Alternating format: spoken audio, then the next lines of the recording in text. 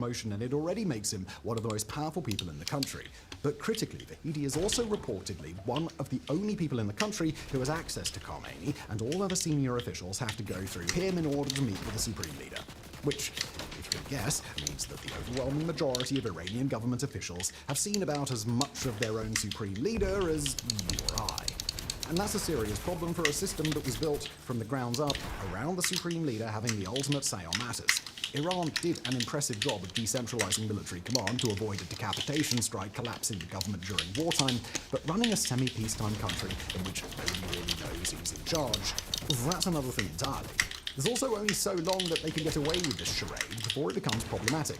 The clock is rapidly running down, and Khomeini's funeral, which had been postponed for months because of the war, is set to finally be held in Tehran starting this upcoming Saturday, July the 4th, and running through the 7th. It's set to be the largest state funeral in the country's history, with tens of millions expected to show up across cities all over the country, many out of legitimate support, and others compelled by a state that wants to show societal solidarity with their late leader. If Mushtaba no-shows this on top of everything else and merely releases a written statement saying something like, "Sucks, my dad's dead, death to America," well, at that point, it would become increasingly likely that the conspiracy theory is true.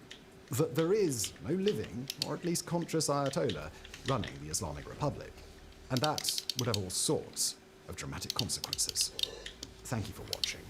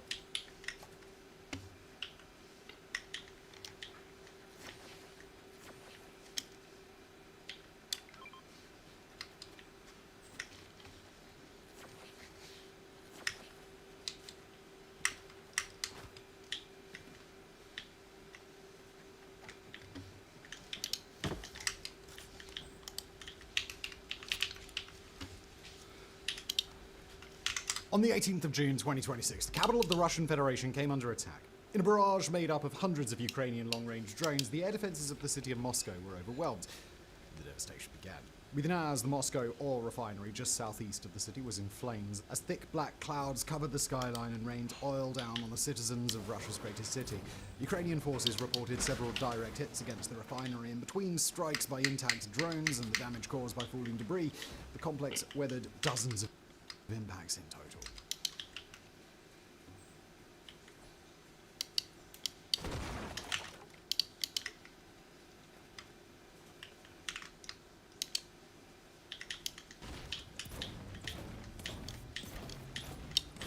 Overnight, Russia carried out a massive drone and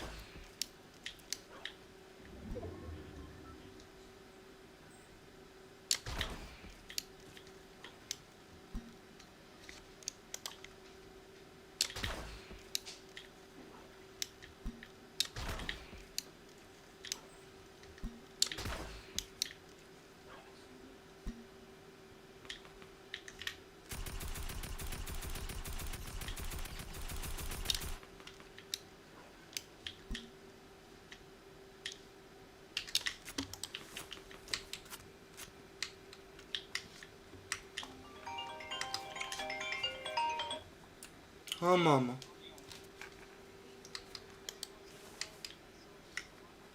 قلت لك ما اريد اكل.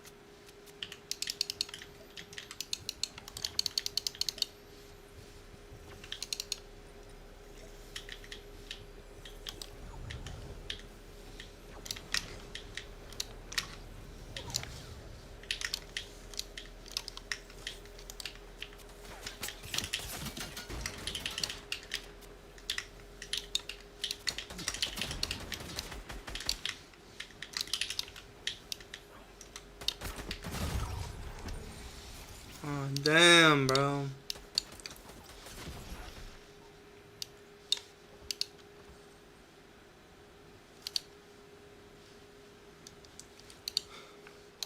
Missile attack against Ukraine with so overnight Russia carried out a massive drone and missile attack against Ukraine with a heavy focus on Kyiv. Already 18 people have been confirmed killed with another 90 wounded, and as the search continues, both numbers are expected to rise.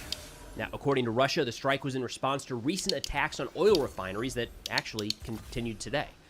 In fact, it looks like Russia is trying to match the Ukrainian campaign of creating fuel shortages that could affect both civilians and military, but that raises some questions. Namely, Russia has had the capability to hit gas stations and refineries across the country from day one, and plenty have already been taken out. So why this sudden shift back to this target set? Personal opinion? It's a show for the Russian public more than any sort of strategic shift on the battlefield. Now, starting with last night's strikes in Kyiv, the Kyiv Independent is saying that at least 18 people have so far been killed, and Kyiv Mayor Klitschko said the number of wounded is more than 86. However, we expect both of those numbers to continue to rise as the search continues throughout some of that rubble. The Ukrainian Air Force said that Russia launched 570 munitions into the country last night. That includes 74 missiles and 496 drones. 74 missiles in one volley or in one night is one of the largest missile attacks of the war. 496 drones is not. The numbers are just staggering at this point. So we should expect those drone numbers to increase in these raids carried out by Russia.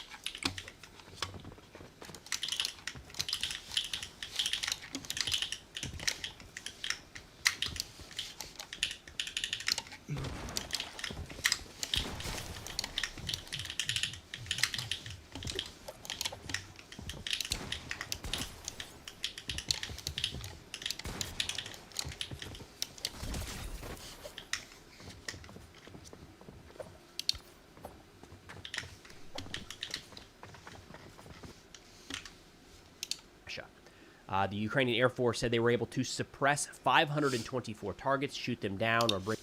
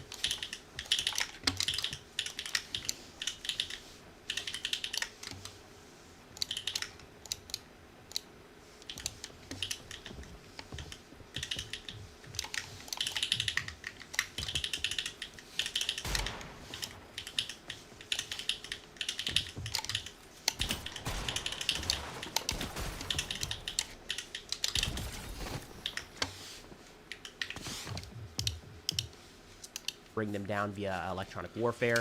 That includes 48 of 74 missiles and 476 of 496 drones. So you can see the clear issue there is a lot of missiles getting through, at least compared with drones. They say as of 9 o'clock this morning, Kyiv time, strikes were recorded from 25 ballistic missiles and 12 drones at 33 different locations, adding that the fall of debris, so missiles and drones that were intercepted but still fell to Earth and caused significant damage, happened at 18 different locations. So you're talking about 51 different locations across Ukraine hit by Russian munitions overnight. And of course, the key issue there is something we've known for a long time. It's not new. It's that Russia has an advantage in getting their missiles through Ukrainian air defense. Ukraine needs more ballistic missile defense. Ukrainian President Zelensky talked about this morning, saying, quote, "The supply of air defense systems for Ukraine is an absolute top priority and critical issue. Every bilateral agreement we have with partners on air defense systems truly helps. And it is particularly important that we move forward with our agreements on the production of anti-ballistic systems. We are very much counting on the United States' decision regarding licenses for Patriot systems and other joint efforts. This could stop the war and similar attacks." Now, I don't know the details of what that agreement looks like, if the joint production or the licensing would all take place in Ukraine, if it would take place, in Europe with Ukraine and maybe the U.S. involved and is shipped into Ukraine. Here's the thing. Nobody has enough Patriots. So anything we can do to up the production of Patriot missile systems is a net win for everyone, right? We don't have enough in the United States. There's no country around the world that uses the Patriot right now that says, actually, too many. We're just not going to buy as many next year. The demand is through the roof, and production cannot keep up. So if there is any way possible at all to ramp up production, let's do it. That benefits the United States. In this case, it benefits Ukraine. Now, turning to the Russian information on this strike, they did put out why they carried out the attack and what they targeted, which is distinct from what they hit. More on that here in a second. The Russian Ministry of Defense said, quote, "In response to terrorist attacks launched by the Kyiv regime against civilian infrastructure in Russia, the Russian military carried out a massive strike which hit enterprises of the defense industry and fuel and power facilities." Those last two are somewhat new. We have seen Russia go after power generation in the fall and winter months, trying to freeze out the residents of Ukraine. Fuel, gas stations, that's we're seeing an uptick there recently. Now, Russia put out what they went after, what they targeted. They did not and do not ever put out what they hit, or at least showing objective, verified footage of this was clearly destroyed in this strike. And that's a difference that we've seen emerge more and more between Ukraine and Russia. A good example would be last week, there was a Flamingo strike carried out by Ukraine against a munitions facility in Russia. We now have satellite imagery showing the effect of that strike. All right, yes, the U.S. government has a lot of satellite imagery that we no doubt continue to share with Ukraine, but there are also a lot of private companies available. Russia has their own satellites. China has their own satellites. We have seen some of those used to showcase the damage to U.S. bases in the Middle East. All right, those weren't U.S. providers putting it out. It was China. And it was pretty accurate, all things considered, like pretty good resolution. For whatever reason, Russia does not show the results of these strikes against Ukrainian targets. Now, we would not expect Ukraine to put up a picture or a video to say, hey, look, Russia hit this ammunition facility, or look, Russia missed by one block. The actual plant is over here. And Russia does the same thing. Nobody's going to release that data, giving the enemy additional information. But the verification that anything has been destroyed is kind of left up for grabs in Russia. And this has long been a complaint of Russian mill bloggers, for what it's worth. Because they'll say, why don't we release the footage? Why don't we put a drone overhead or someone to capture that we actually hit, in this case, the LLC Radionics manufacturing plant? Russia says this is a key scientific and production base that manufactures Flamingo cruise missiles, Firepoint 7 and 9 missiles, as well as the Neptune and Klon missiles. So this would be a big one for Russia to say, hey, look at that major manufacturing facility. Here's the footage that we hit it, or here's the aftermath satellite imagery. Russian mill bloggers are getting more and more frustrated that that never comes out, and it leads the public to question whether the strikes were effective at all. So just something to keep in mind. Now, in addition to the LLC Radionics plant, Russia says they hit the Athlon Avia LLC, a scientific production company, one of the Ukrainian defense industries providing drones to the front line, as well as a fuel depot and multiple gas stations in Kyiv. And that's something I wanted to hit on here quickly. That's a new target set for Russia, all things considered, and we've seen a significant uptick in recent weeks where a number of different channels are posting, look, another gas station hit, another gas station hit. Just yesterday, Russian media Rybar put out a roll-up here saying a campaign of strikes on gas stations was inevitable, and it's already in full swing, gradually gaining momentum. In the last week of June, the frequency of drone attacks on such objects has increased dramatically. Over the last 8 days, more than 70 stations were hit. They added that a great help in this matter can be raids on the surviving oil depots across Ukraine. And we have seen a surge in kind of Russian accounts asking for this in recent weeks. And this is what I think we're seeing happen is as fuel shortages hit Russia, there's this question inside of Russia of why can't we do the same thing for Ukraine? Why are Ukrainians not lining up at the pump? Why are there not questions about Ukrainian military logistics running out of fuel? So in turn, we've seen these kind of calculations put together by various mill bloggers. Rybar has one of them talking about this grand scheme to cause a collapse of the Ukrainian military. And the whole focus, he says, is going after their fuel, right? He says, quote, all current activities of Ukrainian formations are aimed at the total destruction of the Russian economy and industry, and judging by the increase in daily drone strikes in Russia, without active countermeasures, the trend towards intensified strikes will become increasingly pronounced. As in, they're going to continue, they're going to increase the Ukrainian strikes in Russia. They say if we do not start destroying Ukrainian oil infrastructure, if we do not strike key substations in the near rear, the enemy will have no problems with logistics or supplies. And this is where, personal opinion, this is just for Russian domestic consumption, right? Hitting gas stations near the front line. So Russia has had the ability. They are flying drones into western Ukraine. So no doubt they have the ability to hit gas stations. When I was there a few months ago, or I guess beginning of the year, when we were driving out east, there are gas stations all throughout Ukraine that have very clearly been hit by Russian munitions a long time ago. It's not new. These are static targets. They don't move. All right. And generally, they're not like heavily defended with air defense. There's just too many of them spread across the country. They're static targets. So Russia going after some of these gas stations, and we're seeing a lot of footage of these strikes, is effectively showing the Russian people that they can inflict pain on Ukraine. Now, it does do damage. I don't want to play that down. Like, it makes it harder for the civilians to get fuel in some of these areas. There are military vehicles you will see when going through Ukraine that do use gas stations, right? Like, why not? It's there. But both Ukraine and Russia have adapted throughout this war to where there are not like major fuel depots anywhere near the front line. They're just not there, right? Because they're too easy of targets. So it's distributed. We have a lot of mobile fuel trucks moving around to deliver fuel to various places that is needed. And if you were to destroy every one of those, that's a massive problem, right? Like you could actually shut down all fuel supplies to the front, and then all of a sudden the front is genuinely looking at some sort of collapse. That's very hard to hit every one of those relatively small fuel tankers. It is a lot easier to go after gas stations and say, well, we did it. Look, I mean, it's on the map, right? You can look them up right now. They're in the same place they were yesterday. I promise they didn't move.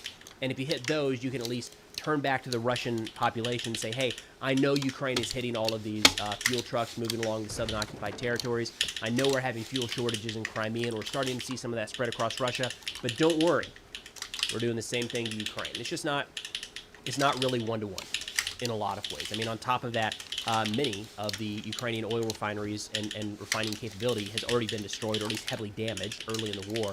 And the vast majority of their fuel and oil is imported from their partners in the West. So it's not like there is a place Russia can go after to cause the same amount of damage that Ukraine can cause inside of Russia. Now, I do want to stress that on top of all of this, Russian missiles hitting apartment buildings and such in Kyiv, Ukraine did continue their deep strike campaign against Russian refineries. Just last night, they hit one that I can't even pretend to pronounce. We're going to call it the Lukoil refinery, because the 74 letters ahead of that are it's just not going to happen. So anyways, we got some footage of that strike. They say the unmanned systems forces say that this plant processed up to 17 million tons of oil per year and plays an important role in gasoline production in Russia. So Russia continuing their strikes in Ukraine, while Ukraine continues their targeting of strategic infrastructure, not just in the occupied territories, but Russia as well. Now, a quick fundraiser update. We did deliver our 18th vehicle for our Car for Ukraine campaign just yesterday. Now, we've got a quick video from the soldiers of the 104th Territorial Defense Brigade thanking you all for your help in getting them these trucks. We've got trucks and vans going to the front on a pretty regular basis. 18 delivered already in 6 months. That's wild. And there's more coming. Like this week, there's more coming. Next week, more coming because of your generosity. So for anyone interested in learning more about that campaign, you can check out the link in the pinned comment in the description below. But that's all we got for now. Thanks for watching, and I'll see y'all next time. Бажаємо міцного здоров'я! Ми, бійці 2-го батальйону безпілотних систем, 104-ї окремої бригади територіальної оборони України.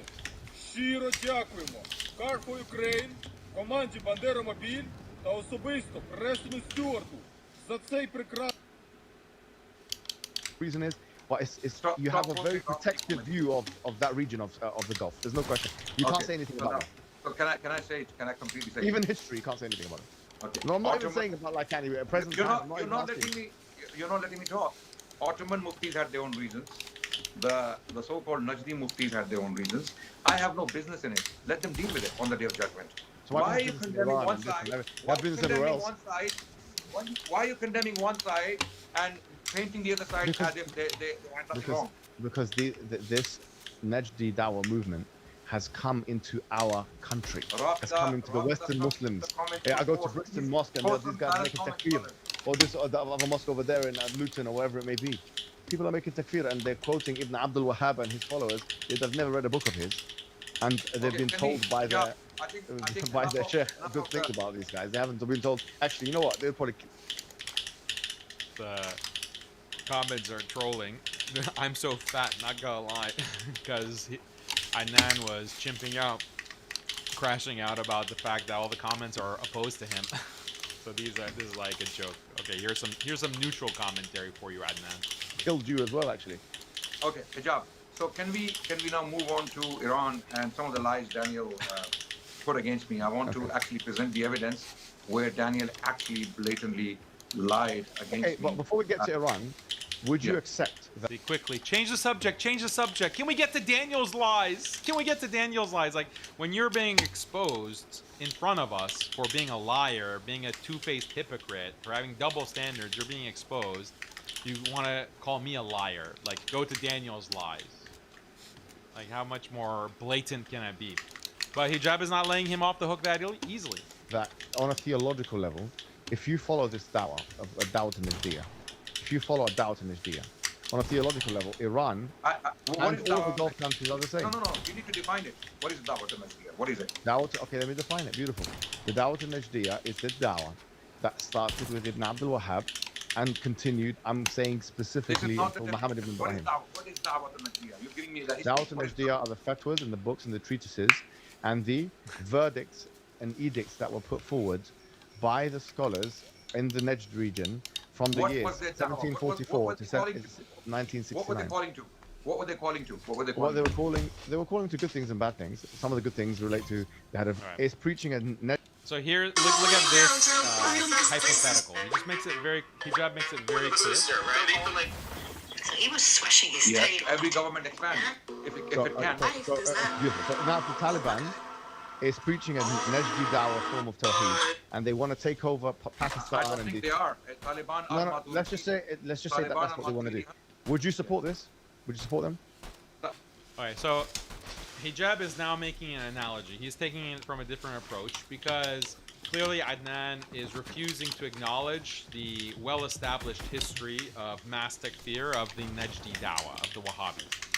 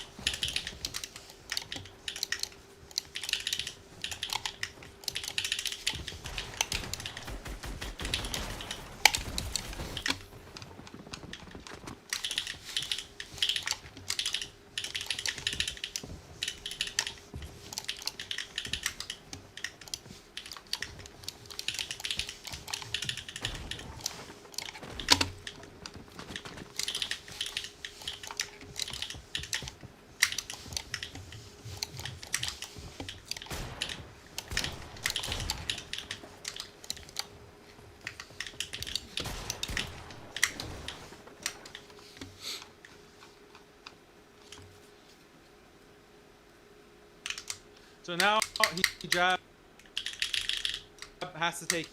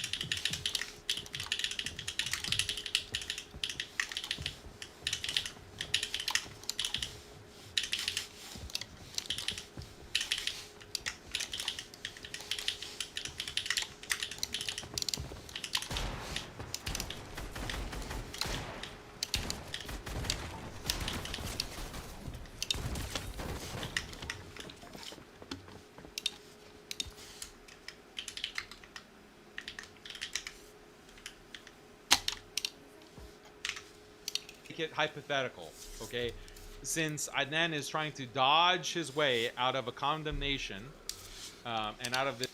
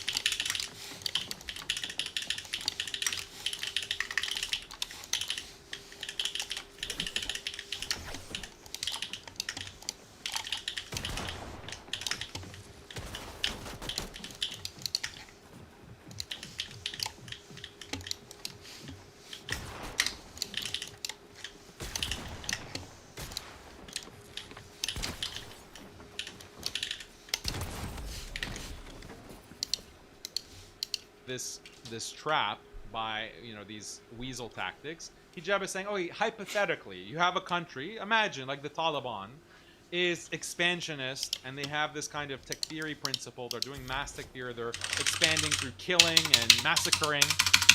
Is that a problem? Would you consider that to be a something to condemn?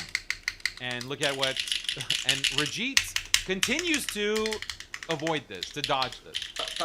Let's say Taliban are Maturidi Hanafi. You know this, right? I know, Taliban. but I'm saying if. It's Okay. conditional. So If Taliban decide, If hypothetical retard, if yeah, Taliban decide to put yeah, a certain practice in place, or they start banning, Expanding. they start Expanding, banning, which expanding. they have. No, they not have- in Afghanistan. Expanding to other places, coming into areas where Sufi areas in Pakistan. Now, crossing the border. Would you support this movement, or would you not support this movement? No, I wouldn't. Why? Why would they? Oh, Why okay. would they? So, Why would they? why not? Okay, Why not? unprovoked. Since you support the Najdi Dawah, why do you not support that? Let me answer your question. Why would a group of people ruling a territory in their clearly defined borders attack another country? Okay, so Unprovoked? couldn't the same Why argument would be they do made that? about the Najdi Dawah? Sorry. Couldn't the same argument be made against the Najdi Dawah? Because the Najdi Dawah All the arguments. it was expansionary. It expanded into areas where there's other Muslims. They went to Hijaz. you They were are not in the Hijaz. They were in Najd. you are They went to obsessed Mecca, about Medina, which is Hijaz. more than you need to you need to look at not the fly but the elephant in the room. The elephant in the room is Iran, not the Najdis. Najdis are peaceful people. So Look at Hijab's face. Like, the last straw. Like, this person has no integrity. Okay, so he will, when it comes to the Taliban, the hypothetical about the Taliban expanding, he says, yeah, that's wrong. I disagree. Hijab says, well, isn't that what, that was a hypothetical, but that's what the Najdis did. They expanded from Najd. Najd is just Central Arabia. They expanded. After they took over Najd through massacres and killing, they expanded. They went to the north, they went to the east, they went to the west. They went into Sham. They took over Mecca and Medina. They sieged Ta'if, Mecca, Medina. So that's expansionary. So by what you just said in the analogy with the Taliban and Afghanistan, then you should also condemn the Najdis, the Wahhabi dawah. And he says, let's just talk about Iran.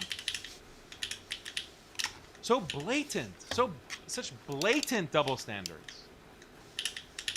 He just doesn't have the IQ to make it convincing or to make it look less obvious that he's a shill.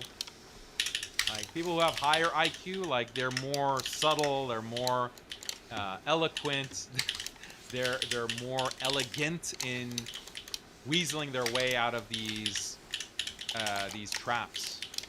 But when you're low IQ, like a low IQ Wahhabi, you can't do it. You just have to very abruptly, clumsily change the subject. Well, let's just talk about Iran. Like, it's just shocking. And Hijab, Hijab is really holding his tongue. He's really biting his tongue. Expansionary. It expanded into areas where there's other Muslims. They went to Hijaz. They were not in the Hijaz. They were in Najd. You are They went obsessed to Mecca, about Medina, which is Hijaz. more than you need to you need to look at not the fly but the elephant in the room. The elephant in the room is Iran, not the Najdis. Najdis are peaceful people, so-called Najdi dawah. The Najdis are peaceful people. The Najdis, the Wahhabis, okay, who massacred thousands of Muslims in Najd and elsewhere. They massacred them, took their women as slaves, took their children as slaves, starved them to death, drove them into rivers to drown them. Okay, these are peaceful people. These are people. ISIS, okay, modern day ISIS. These are peaceful, according to Adnan Rajit. Interesting. The Salafis predominantly around the world. I'm not talking about the current ones. From I'm Morocco, talking about historical ones. Let me talk. From Morocco to Indonesia, the Salafis are a peaceful people. They get down to studying. They get down to their pure. They're brilliant people. They're excellent. And so are the most Muslims. This goes for Ash'ira, this goes for Maturidi, people of Maturidi. I don't want to push this further because I feel like I don't want to make you feel uncomfortable. Yeah, it feels like you're pushing too much on this point, so let's move on. Okay, fine. I'm not going to push it further. Okay, so coming. You're pushing too much, you know. You've exposed the contradiction too much. It's too obvious. So let's just change the subject. Shocking. Yeah, extremely shocking. And yeah, I mean, you don't have enough. You don't hate this guy enough, really. Like, may Allah guide him. May he repent for this hypocrisy. But it's just shocking. Like, when you turn your back on the truth like this, so blatantly, for the sake of whatever it is, whether it's your ego, whether you're getting paid, it doesn't bode well for your akhirah. It doesn't bode well for what's going to happen to you in your life. You know, you think that this doesn't have consequences that Allah will send. It's scary. Like, it's actually very frightening.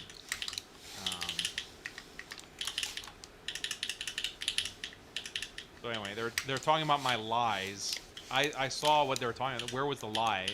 In that whole segment at the end of the stream, all the lies of Daniel. There were no lies. No lies at all. No lies detected. But let's see what he says here. So, no Muslim in their right mind would But say on that point, to be fair, he that conceded it. When I was corrected him, he said he didn't say those exact words. Whatever. Yeah, but look at the spin he's putting. He's like I changed. I became I changed after the 7th of October looking at Shamsi. I saw Shamsi and I changed. Okay, and the Wahhabis changed him. So this guy is a pure liar. Nothing changed him. What's the lie? What's the lie? That is literally what changed me to realize that Wahhabism is a cancer. Yeah, it was what Shamsi said, what these Wahhabis were saying after October 7th. Where's the lie? Like, you see in my heart that it's a lie? These are the kinds of lies that they're talking about when they're smearing me as a liar. What changed him was the love of the Rafida in Iran. Okay, he condemns at face value. He condemns. Maybe you hate them too much, though. I think you guys. No. I have to hate anyone who calls Abu Bakr and Umar a kafir. To hell with these people. Sure, but yeah, I know. But what about all these Hindus that what do you call it that we can do unification with them? To hell with these people. Go to hell. If we can unify with Hindus, then surely we can unify with Shia on No. Are you saying I said it without qualification? Didn't you agree no, with me on that? what is it? So no, I mean like in the same sense that you. Okay, well, I'll come back to this. We'll continue what he's saying. But notice, when it comes to the Shia, the Rafida, he says, to hell with these people. To hell with them. Okay, this is his language and his tone when he's talking about the Shia. To hell with them. This is how he talks about Netanyahu. Okay, let's listen to this. Absolutely not. Do we want the Zionists to go to hellfire? Absolutely not. We want even Netanyahu and Olmert and the current one, what's his name? I want the audience. No. What's the current prime minister? We want him to go to paradise. All the crimes they have committed, repent, ask God for repentance, ask Him for forgiveness. You have a chance. So long as you are alive, you can repent, turn to God, and you may be forgiven by God, despite all the crimes.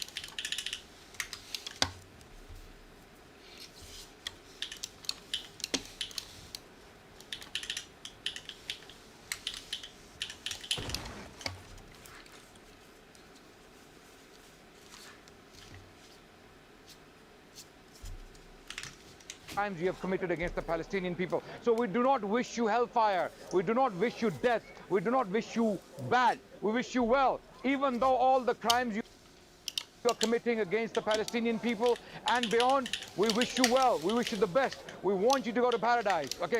We don't want you to die and burn in hellfire. We don't. Likewise, Joseph, I have nothing. Even the Jew, even this Zionist scum, okay, this tunnel-dwelling Jew is shocked. Okay, this Zionist genocide apologist, he's shocked. Look at his face. He's like, whoa, okay, don't let me stop you. Don't let me stop you from speaking this love letter to Netanyahu. We want you in paradise.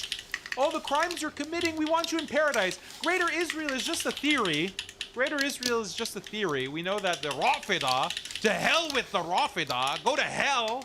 But for Netanyahu, we want you in paradise. Repent. We want you in paradise. We want nothing but good. We want nothing but good for Netanyahu, for the prime ministers of Israel. We want nothing but good for them.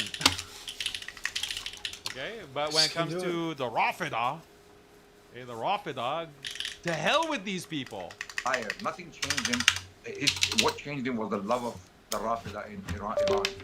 Okay, he condemns at face value. He condemns.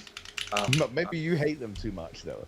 I think you guys. I absolutely hate anyone who calls Abu Bakr and Umar a kafir. To hell with these people. Sure, but yeah, I know. But what about all these Hindus that what do you call it? That we can do unification with them. To hell with these people. Go to hell. If we can unify with Hindus, then go to hell. Go to hell to these people. Okay, Jews. They insult the prophets. They insult the Prophet Muhammad sallallahu alaihi wasallam. They insult Isa, his mother. Okay, they're committing a genocide. We want the best for them. We want the best. Netanyahu, we want in paradise. Imagine, like, such a thought. So we want Netanyahu in paradise? Are you insane? We want him in paradise? No, that's not something that Muslims need to wish for or want. No, we want to see him suffer. Okay, we want to see him suffer in the akhirah, in the hellfire for eternity. That's what we want, actually. So this is exactly the contrast that we need to bring out. But let's continue. And surely we can unify with Shia on No. Are you saying I said it without qualification? Didn't you agree? No. with me? What is it? So no, I mean, like in the same sense that you can do it with Hindus, you can surely do it with some Shiites. No. I said anyone who does not attack Muslims, doesn't kill Muslims, you can have strategic alliance with them. Why is he Even speaking Shia? out? Because I was speaking about the Indian situation specifically. I would say the same about Britain. I would say in What about Britain, what about non-violent Shiites? if they are Zaydis and they are non-violent and they're not... No, what if they're Your Twelve, call has been non-violent? forwarded to an automated I voice cannot messaging sit on the system. same table and laugh and smile 504. and someone who believes Abu Bakr and Umar were kuffar. Okay, But you if someone can't- insults his mother, why not? No. Let me ask you this question: if someone insults your respected, beloved mother, and you know this person hates my mother and calls her XYZ, and then you ask to sit with them on the same dinner table, you wouldn't do it. I know you wouldn't do To it. be honest, I think it's a Okay. bit different. You know why? No, it's not different. It's No, worse. it's really different. Worse. No, it's not worse. It's Ummul not worse. Mu'mineen. Do you know when Ummul people say Mu'mineen that? is beyond- I used to think that would make sense, but now I've realized it doesn't. Let me give you an example, right? You can have a person who's like an atheist, who doesn't believe in God. Yeah, you can have someone, like the Quran says, what do you call it? Those who believe that God has taken us down to Kedul, Samawat, that the heavens and earth could have been cleft asunder, etc., just by saying that. So there's a lot of strong wording about these things, right? But shirk is worse actually than the insulting of Sahaba by any standard.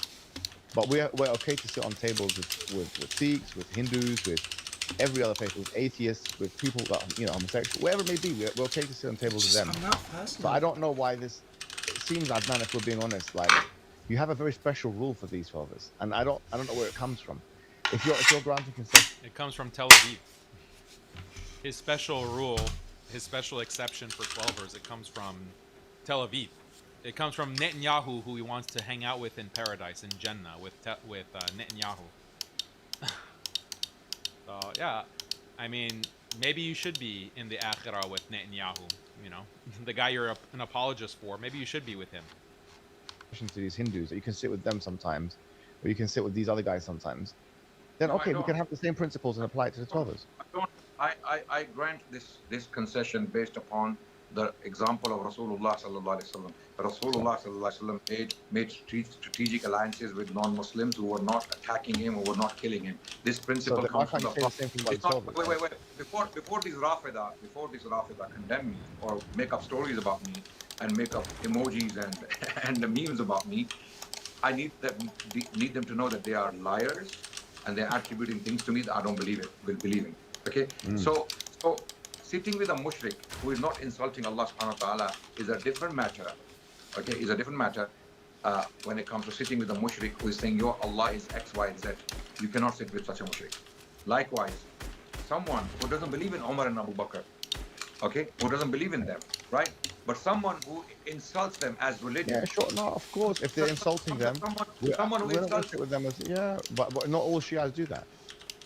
Okay, no problem. Let's move on. So, to the so next can we then, with those Shias who don't do that, can we then, what do you call They- it, have the same sort of Yeah, attitude that you said yeah, about the Hindus? yeah. Zaydis and Shias by name, no problem. No, no, Yes, that's 12ers who also have the same non-violent, non-disrespectful tone towards us. Why can't we have the same principle with them? non-violent followers. Where are they? Where do they live? Because Iran I'm has sure there's lots. I've met lots of them in London. Show me the non-violent 12ers. Look at this rat. Look at this Zionist-loving, Hindu-loving rat. Show me the non-violent 12ers. Okay? And these are the people, like this is the guy who he goes to Speaker's Corner and he cries, "Oy vey, they're making fun. They're saying that all Muslims are terrorists and oh, all Muslims are evil and all immigrants are this and that. Oh, that's racist. That's racist. Oh, that's Islamophobia. You're characterizing all Muslims as violent. That's Islamophobia." But he also, on the other hand, said all 12ers are violent. Show me the non-violent 12ers. All the 12ers are terrorists, violent thugs. There is no non-violent 12er. That's what he's saying, right? Because Hijab is saying, well, what about the 12ers who they're not violent? They don't want to kill Muslims, Sunnis. They're non-sectarian. You know, they're not sitting there and insulting the Sahaba.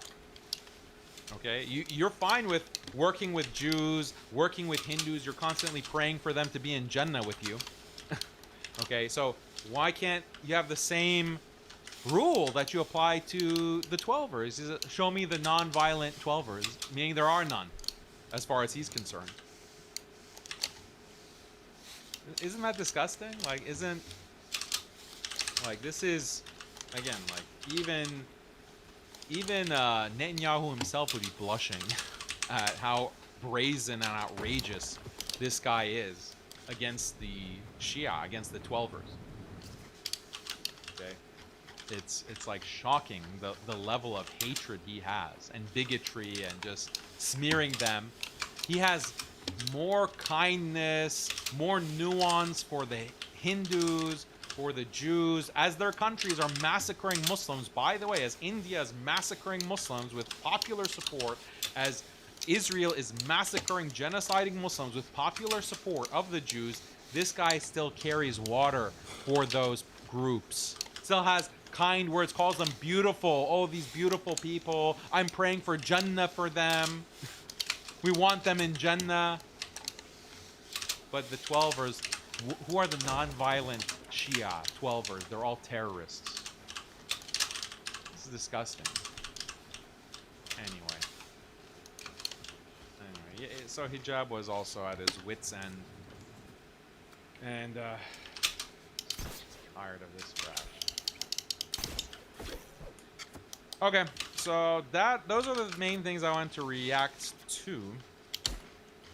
There were other things that could be said.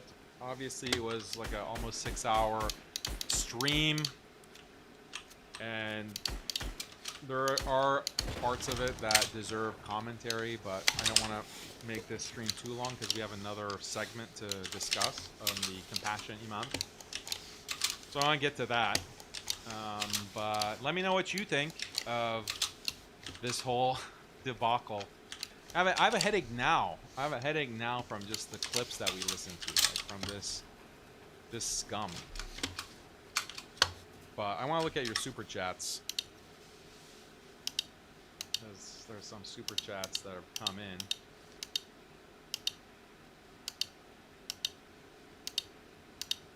The audacity of this guy saying, "I like justice." You like justice?